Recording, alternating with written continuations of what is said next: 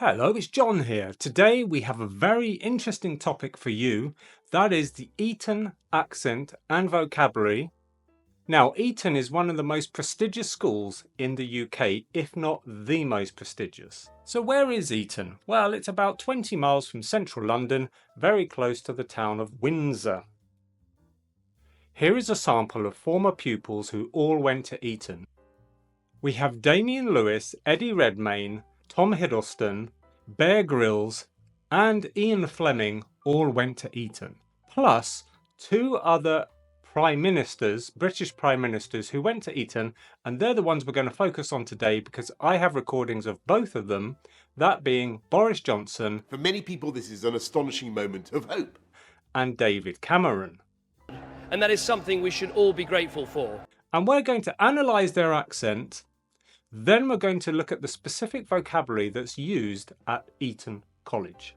So by the end of the video, you should know how to speak Eton.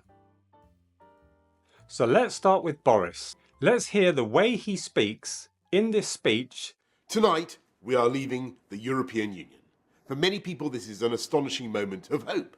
A moment they thought would never come. And there are many, of course, who feel a sense of anxiety and loss. And then there's a third group, perhaps the biggest, who had started to worry that the whole political wrangle would never come to an end.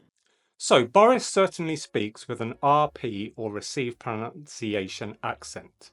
He's got various features, pronunciation features to his accent. Let's go through them now. Okay, so the first thing you'll notice is he's got quite a throaty way of speaking, really at the back of the throat, a bit like this. Political wrangle. On top of that, he's got this sort of start-stop rhythm to it, like as if everything he's saying is actually a soundbite. Perhaps the biggest. Couple that with his highly melodic intonation, and he's surely got your attention. Of hope. Now, he's obviously nurtured this accent to sound, I don't know, privileged or upper class. And you can really tell that he went to a private school. He's got that kind of feel about his accent. He uses words that RP speakers would use, like astonishing. It's an astonishing. And he's got the classic RP vowel sound, like thought. They thought. Yes, so he's got this sound, just like in classic RP. Plus, it's a version of RP that's quite rare these days, although you have to say it does stand out because of that. Now let's move on to David Cameron, who is also an old Etonian. Here's his speech, the first speech he made as PM of Britain. Her Majesty the Queen has asked me to form a new government, and I have accepted. Before I talk about that new government, let me say something about the one that has just passed. Compared with a decade ago... So he speaks very clearly. Again, you could probably tell that he's been to a privately educated school. Maybe not exactly Eton, but he does speak, he takes care in what he says, and he speaks very clearly. He also, you would say, has an RP accent. That's because the first thing you realise is he doesn't like to drop sounds, especially his T's. He always says his T's, like in government. Government, yes? Like that. Form a new government. The next sound we'll pick up on is the classic RP sound of the O. Now, I say it in a more modern way. I say O, and he says O, O. At home. Right, so people who want to enunciate, who want to speak RP, generally take care of their vowel sounds. He says this O, O, ago, hope. Ago. Right? So that is a clear indication of speaking received pronunciation as well. Okay, let's move on to the vocabulary. Now the first word, where would the schools be without teachers? And this is a word that Etonians use for teachers. It is used in one or two other private schools as well, but it's also used at Eton. So they call teachers beaks, as in a bird beak. And you can literally replace the word teacher for the word beak in sentences at Eton. Everybody, the beak's coming. Finish up your homework now, quick.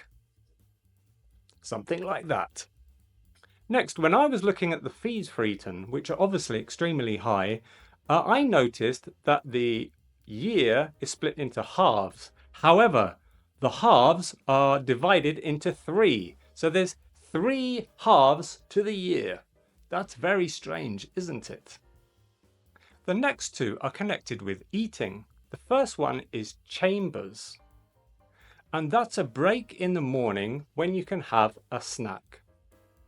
I guess at Eton you would say something like, "Okay chaps, it's 11 o'clock, time for chambers."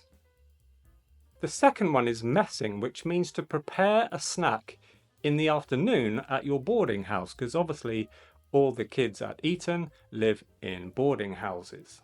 Okay, shall we put everything that we've learnt into a sentence so that we can speak Eton?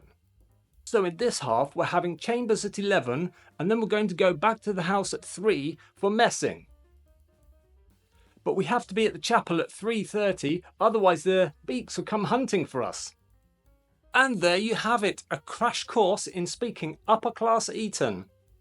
Now I hope you've learned a few things about the Eton accent, and I hope you can take it away and just for pleasure or for whatever, enjoy yourself with the accent. Remember to like and subscribe to the channel for more videos on accents, and remember, right here you can get a better British accent.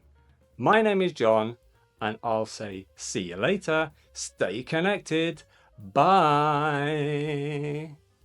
So I hope you thoroughly enjoyed this accent video today, and I hope now you can speak a bit more Eton and a bit more RP.